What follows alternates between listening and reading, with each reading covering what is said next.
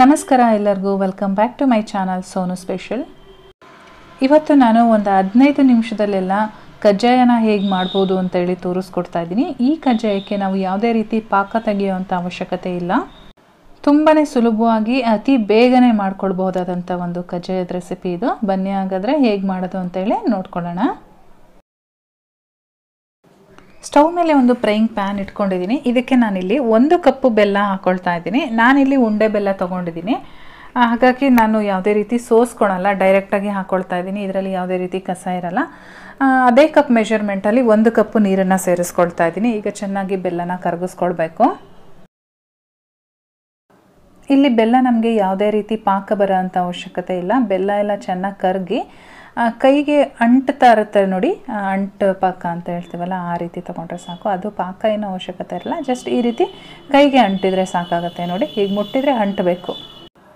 ಇವಾಗಿದು ರೆಡಿಯಾಗಿದೆ. ಈ ಟೈಮಲ್ಲಿ ಲೋ ಫ್ಲೇಮ್ ಮಾಡಿಕೊಂಡು ಒಂದು ಅರ್ಧ ಟೀ ಸ್ಪೂನ್ ಏಲಕ್ಕಿ ಪೌಡರು, ಹಾಗೆ 1 ಟೇಬಲ್ ಸ್ಪೂನಷ್ಟು ಬಿಳಿ ಎಳ್ಳನ್ನು ನಾನು ಸೇರಿಸ್ಕೊಳ್ತಾ ಇದ್ದೀನಿ. ಎಳ್ಳು ಮತ್ತು ಏಲಕ್ಕಿ ಪೌಡರ್ನ ಒಂದು ಸಲ ಮಿಕ್ಸ್ ಮಾಡ್ಕೊಳ್ಳೋಣ. ಇವಾಗ ಇದಕ್ಕೆ ಅರ್ಧ ಕಪ್ಪು ಗೋಧಿ ಹಿಟ್ಟನ್ನು ಸೇರಿಸ್ಕೊಳ್ತಾ ಇದ್ದೀನಿ, ಅರ್ಧ ಕಪ್ಪು ಅಕ್ಕಿ ಹಿಟ್ಟನ್ನು ಸೇರಿಸ್ಕೊಳ್ತಾ ಇದ್ದೀನಿ. ಲೋ ಫ್ಲೇಮಲ್ಲೇ ಇದನ್ನು ಚೆನ್ನಾಗಿ ಮಿಕ್ಸ್ ಮಾಡ್ಕೊಳ್ಬೇಕು. ಯಾವುದೇ ರೀತಿ ಗಂಟಾಗೋದಿಲ್ಲ ಇದು. ನೀವು ಫಸ್ಟ್ ಟೈಮ್ ಮಾಡ್ತಾ ಇದ್ದೀರಾ ಅಂದ್ರೂ ಕೂಡ ಭಯ ಬೀಳಂಗಿಲ್ಲ, ಗಂಟಾಗೋದಿಲ್ಲ, ಮತ್ತು ಪಾಕ ತೆಗೆಯೋಂಥ ಅವಶ್ಯಕತೆ ಇಲ್ಲ. ಆರಾಮಾಗಿ ಮಾಡ್ಕೊಳ್ಬೋದು ತುಂಬ ಸುಲಭವಾಗಿ. ಈ ರೀತಿ ಚೆನ್ನಾಗಿ ಮಿಕ್ಸ್ ಮಾಡ್ಕೊಳ್ಬೇಕು. ನೀವೇನಾದರೂ ನೀರನ್ನು ಜಾಸ್ತಿ ಹಾಕ್ಕೊಂಡು ತುಂಬ ತೆಳುವಾಗಿ ಆಗ್ತಾ ಇದೆ ಅಂತ ಅನಿಸಿದ್ರೆ ನೀವು ಇದಕ್ಕೆ 1 ಟೇಬಲ್ ಸ್ಪೂನು ಗೋಧಿ ಹಿಟ್ಟು ಮತ್ತು 1 ಟೇಬಲ್ ಸ್ಪೂನಷ್ಟು ಅಕ್ಕಿ ಹಿಟ್ಟನ್ನು ಆ್ಯಡ್ ಮಾಡಿಕೊಂಡು ಬೇಕಾದರೆ ತಿರುಗಿಸ್ಕೊಳ್ಬೋದು. ಅಥವಾ ಕನ್ಸಿಸ್ಟೆನ್ಸಿ ಕರೆಕ್ಟಾಗಿದೆ ಅಂತ ಅಂದರೆ ಮತ್ತೆ ಆ್ಯಡ್ ಮಾಡೋ ಅಂಥ ಅವಶ್ಯಕತೆ ಇಲ್ಲ. ಈ ರೀತಿ ತಿರುಗಿಸ್ತಾ ಒಂದು ಮುದ್ದೆ ಆಕಾರಕ್ಕೆ ಗಟ್ಟಿ ಆಗ್ತಾ ಬರುತ್ತೆ. ಇವಾಗ ನಾನಿಲ್ಲಿ ಚೆನ್ನಾಗಿ ಮಿಕ್ಸ್ ಮಾಡ್ಕೊಂಡಿದ್ದೀನಿ. ಈ ಟೈಮಲ್ಲಿ ನಾನು 1 ಟೇಬಲ್ ಸ್ಪೂನಷ್ಟು ತುಪ್ಪನ ಆ್ಯಡ್ ಮಾಡಿಕೊಂಡು ಮಿಕ್ಸ್ ಮಾಡ್ಕೊಳ್ತಾ ಇದ್ದೀನಿ. ತುಪ್ಪ ಹಾಕಿದ ಮೇಲೆ ತಳ ಬಿಡೋಕ್ಕೆ ಸ್ಟಾರ್ಟ್ ಆಗುತ್ತೆ. ಅಲ್ಲಿವರೆಗೂ ನಾವು ಮಿಕ್ಸ್ ಮಾಡ್ತಾ ಇರಬೇಕಾಗತ್ತೆ. ಈ ರೀತಿ ತಿರುಗಿಸ್ಕೊಳ್ತಾ ಇರಬೇಕು. ಇವಾಗ ನೋಡಿ ತಿರುಗಿಸ್ತಾ ತಳ ಬಿಡೋಕ್ಕೆ ಸ್ಟಾರ್ಟ್ ಆಗಿದೆ.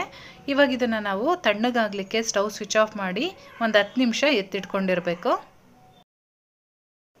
ಇವಾಗ ನೋಡಿ ನಾನು ಕಂಪ್ಲೀಟಾಗಿ ತಣ್ಣಗಾದ್ಮೇಲೆ ತೋರಿಸ್ತಾ ಇದ್ದೀನಿ. ಅಂದರೆ ನಮಗೆ ಕೈಗೆ ಮುಟ್ಟೋವಷ್ಟು ಬಿಸಿ ಇದ್ದರೆ ಸಾಕಾಗತ್ತೆ. ಇವಾಗ ನಮಗೆ ಉಂಡೆ ಮಾಡಲಿಕ್ಕೆ ಹದವಾಗಿ ರೆಡಿಯಾಗಿದೆ. ನಮಗೆ ಯಾವ ಸೈಜಲ್ಲಿ ಬೇಕೋ ಆ ಸೈಜಲ್ಲಿ ಈ ರೀತಿ ಉಂಡೆನ ಮಾಡಿಕೊಂಡು ಕಜ್ಜಾಯನ ಲಟ್ಟಿಸ್ಕೊಳ್ಬೇಕಾಗತ್ತೆ. ನಾನಿಲ್ಲಿ ಒಂದು ಬಟರ್ ಪೇಪರ್ನ ತೊಗೊಂಡಿದ್ದೀನಿ. ಬಟರ್ ಪೇಪರ್ ಮೇಲೆ ಸ್ವಲ್ಪ ಆಯಿಲ್ ಅಪ್ಲೈ ಮಾಡ್ಕೊಂಡಿದ್ದೀನಿ. ಬಟರ್ ಪೇಪರ್ ಇಲ್ಲ ಅಂತ ಅಂದರೆ ನೀವು ಯಾವುದಾದ್ರೂ ಒಂದು ಆಯಿಲ್ ಕವರು ಅಥವಾ ಹಾಲಿನ ಕವರಲ್ಲೋ ಯೂಸ್ ಮಾಡಿಕೊಂಡು ಈ ರೀತಿ ಕಜ್ಜಾಯನ ಲಟ್ಟಿಸ್ಕೊಳ್ಬೋದು. ಆದಷ್ಟು ಸ್ವಲ್ಪ ತೆಳುವಾಗಿದ್ದರೆ ತುಂಬಾ ಚೆನ್ನಾಗಿರುತ್ತೆ. ತುಂಬ ಗಟ್ಟಿಯಾಗಿ ಮಾಡೋದಕ್ಕಿಂತ ಇದು ಇನ್ಸ್ಟೆಂಟ್ ಆಗಿರೋದ್ರಿಂದ ಈ ರೀತಿ ಲಟ್ಟಿಸ್ಬೇಕಾದ್ರೆ ಕೈಗೆ ಸ್ವಲ್ಪ ಎಣ್ಣೆನ ಅಪ್ಲೈ ಮಾಡಿಕೊಂಡು ಲಟ್ಟಿಸ್ಕೊಳ್ಳಿ. ಆವಾಗ ಕೈಗೆ ಅಂಟೋದಿಲ್ಲ. ಚೆನ್ನಾಗಿ ಕಾಯ್ದಿರೋ ಅಂಥ ಎಣ್ಣೆಗೆ ನಾವು ಲಟ್ಟಿಸ್ಕೊಂಡಿರ್ತಕ್ಕಂಥ ಕಜ್ಜಾಯನ ಹಾಕ್ಕೊಂಡು ಡೀಪ್ ಫ್ರೈ ಮಾಡ್ಕೊಳ್ಳೋಣ. ಯಾವುದೇ ಕಾರಣಕ್ಕೂ ಐ ಫ್ಲೇಮ್ ಮಾಡೋಕ್ಕೆ ಹೋಗಬೇಡಿ. ಆದಷ್ಟು ಲೋ ಫ್ಲೇಮಲ್ಲಿ ಇಟ್ಕೊಂಡೇ ನಾವು ಇದನ್ನು ಬೇಯಿಸ್ಕೊಳ್ಬೇಕು. ಬೇಯಿಸ್ಬೇಕಾದ್ರೆ ತುಂಬಾ ಸಾಫ್ಟಾಗಿರುತ್ತೆ, ಕಟ್ಟಾಗ ಅಂಥ ಚಾನ್ಸಸ್ ಇರುತ್ತೆ. ಹಾಗಾಗಿ 2 ಸ್ಪ್ಯಾಚುಲನ ಯೂಸ್ ಮಾಡಿಕೊಂಡು ನಾವಿಲ್ಲಿ ಉಲ್ಟಾ ತಿರುಗಿಸ್ಕೊಂಡು ಬೇಯಿಸ್ಕೊಳ್ಬೇಕಾಗತ್ತೆ. ಒಂದು ಸೈಡು ಒಂದು 30 ಸೆಕೆಂಡು ಬೇಯಿಸ್ಕೊಂಡ್ರೆ ಸಾಕಾಗತ್ತೆ. 2 ಸೈಡು ಸಹ ಈ ರೀತಿ ಬೇಯಿಸ್ಕೊಂಡಾದಮೇಲೆ ಇದು ಸ್ವಲ್ಪ ಎಣ್ಣೆನ ಹೀರ್ಕೊಂಡಿರುತ್ತೆ. ಹಾಗಾಗಿ ಸ್ಪ್ಯಾಚುಲ ಮೇಲೆ ಈ ರೀತಿ ಇಟ್ಕೊಂಡು ಎಣ್ಣೆನ ನೀಟಾಗಿ ಸ್ಕ್ವೀಸ್ ಮಾಡ್ಕೊಳ್ಬೇಕು. ಇದನ್ನು ಡೈರೆಕ್ಟಾಗಿ ತೆಗೆದು ನಾನು ಟಿಶ್ಯೂ ಪೇಪರ್ ಮೇಲೆ ಹಾಕ್ಕೊಳ್ತೀನಿ. ಅಲ್ಲಿ ಟಿಶ್ಯೂ ಪೇಪರು ಎಣ್ಣೆನ ಅಬ್ಸರ್ವ್ ಮಾಡ್ಕೊಳ್ಳುತ್ತೆ. ಅಗಲವಾದ ಕಡಾಯಾಗಿ ಅಥವಾ ಎಣ್ಣೆ ಸ್ವಲ್ಪ ಜಾಸ್ತಿ ತೊಗೊಂಡಿದ್ರೆ ನಾವು 2 ಕಜ್ಜಾಯ ಬೇಕಾದರೂ ಒಟ್ಟಿಗೆ ಬೇಯಿಸ್ಕೊಳ್ಬೋದು. ಇದೇ ರೀತಿಯಾಗಿ ಎಲ್ಲ ಕಜ್ಜಾಯನೂ ಕೂಡ ನಾವು ಬೇಯಿಸ್ಕೊಂಡು ಒಂದು ಟಿಶ್ಯೂ ಪೇಪರ್ ಮೇಲೆ ಹಾಕಿಟ್ಕೊಳ್ಳೋಣ. ನಾನು ತಗೊಂಡಿದ್ದಂಥ ಕ್ವಾಂಟಿಟಿಲಿ ನೋಡಿ ಇಷ್ಟು ಕಜ್ಜಾಯಗಳಾಗಿದೆ. ನಿಮಗೆ ಒಂದು ಓಪನ್ ಮಾಡಿ ತೋರಿಸ್ತೀನಿ ಒಳಗಡೆ ಎಲ್ಲ ಎಷ್ಟು ಸಾಫ್ಟಾಗಿ ಬಂದಿದೆ ಅಂತ ಹೇಳಿ. ನೀವು 3 ದಿನ ಅಕ್ಕಿ ನೆನೆಸಿ ಕಜ್ಜಾಯನ ಏನು ಮಾಡ್ತೀರಾ ಸೇಮ್ ಅದೇ ಟೇಸ್ಟ್ ಇರುತ್ತೆ. ಟೇಸ್ಟಲ್ಲಂತೂ ಯಾವುದೇ ರೀತಿ ಡಿಫ್ರೆನ್ಸ್ ಇರಲ್ಲ.